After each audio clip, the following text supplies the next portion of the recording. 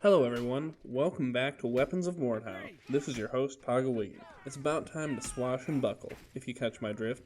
I'm talking about that top-notch Spanish swag, aka the Rapier. But before we start, I just want to thank all of you who have liked, commented, and subscribed so far. Every new subscriber helps this channel grow and gives me the motivation to produce more, higher quality content. The Rapier is a sword that possesses a long, thin blade and a handguard that were both created in a number of various patterns. Typically, the more embellished the handguard of a rapier, the higher class the individual who wielded it. Many of the handguard designs completely covered the hand, and some were even jeweled. Your average rapier would weigh about 1 kilogram and have a blade length of about 1 meter and a width of about 1 inch. Contrast this with the typical long swords, a 1.3 meter blade, and typically weighed between 2 and 4 kilograms. The dimensions of the rapier clearly indicate that it was intended to be used in one hand. It was very agile, and the rapier could be used for swift attacks, primarily intended for stabbing, but against unarmored opponents, the slashes were also very effective. The first rapiers were crafted in the 1500s in Spain and were known as dress swords, that is, espada ropera in Spanish.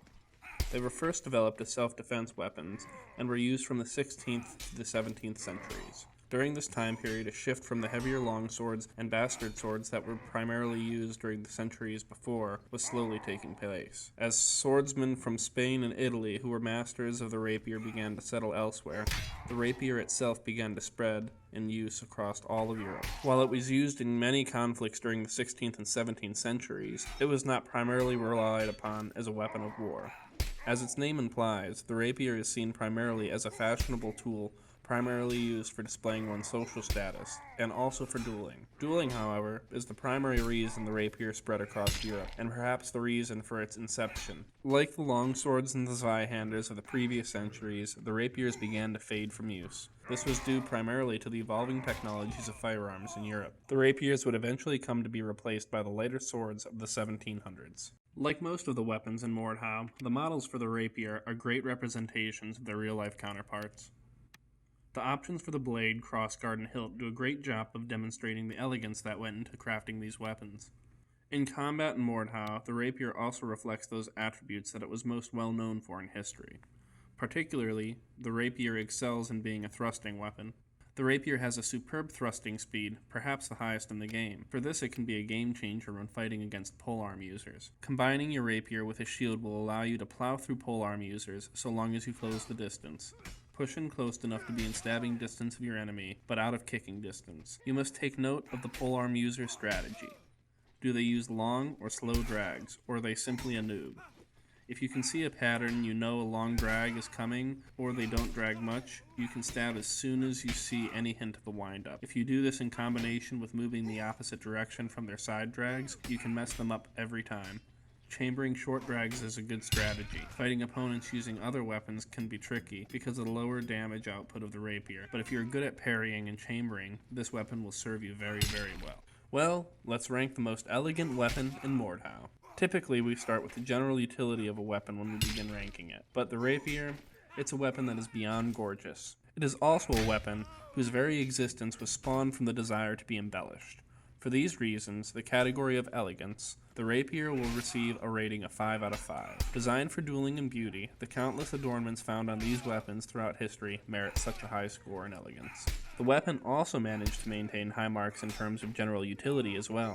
You can use the weapon alone, or if the need arises, you can toss it. But, like the short spear, the rapier gains most of its score in this category because when combined with a shield, it can become a very, very effective weapon. The fast attack speed and increased viability in terms of slashing damage put it slightly above the short spear in terms of general utility. The only major disadvantages to the rapier is its length and lack of damage to armored foes. If wielded properly like the short spear, it can be a very, very good choice. Thus, the rapier receives 4 out of 5 stars in general utility. The dueling aspect of the rapier is also fairly solid, but one should not heavily rely on the shield in dueling. When paired up against most other weapons, the rapier is fairly short, so in combat against longer arms, relying on the shield can result in instances of stamina loss.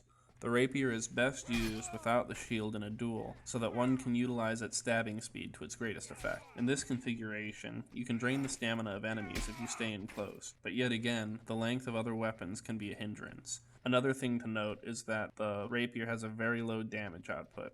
Therefore, it can be hard to outdamage an enemy, for example, the user of a maul. For these reasons, the rapier will receive a 3 out of 5 rating in terms of dueling effectiveness. In terms of team play, the rapier fares okay. It can be used on the front lines with a shield or as a supportive backup weapon. The caveat to this, of course, is that there are many better options for use with a shield than that of the rapier, and most of these other options will kill much quicker. Furthermore, the rapier has very low damage output, so it would be hard to deal with one versus multiple people situation. In conclusion, the rapier will receive a 14 out of 20 score. That is 2 out of 5 in terms of team play, 3 out of 5 in dueling effectiveness, 4 out of 5 in general utility, and a whopping 5 out of 5 in terms of pure elegance. The rapier is an amazing and beautiful beast, but because of its lack of damage, it can be hard to master compared to other weapons. This is because if you go up against other skilled players of heavy-hitting weapons, your low damage output can be your folly. If you master movement and build up an agile character, you can fare well, but you will need practice. All in all, the rapier makes for a decent weapon. It just leaves a bit to desire in terms of damage output. Well, that's it for this episode, everybody. Thank you all so much for watching. Go ahead, like, comment, and subscribe for more content. Since we haven't done any polearm videos yet, go ahead and vote for any polearm that you'd like to see in next week's video. I think I'm going to go do the halberd, but you can all change that if you want to vote. Also, it seems as though visual appeal is sticking as a random category. But if you don't like that, go ahead and vote for something else down below for next week's video as well. Now that Mordhau has released, I'm going to go start a new top 5 series, with the first video coming out alongside next week's Weapon of Mordhau. For now, it will be my own videos, but if you'd like, go ahead and send me your own clips so that I can add them to the top 5s. The first topic for our first top 5 videos will be the longsword. Well, that's it for this video. Thanks again for watching, and I'll see you all next time.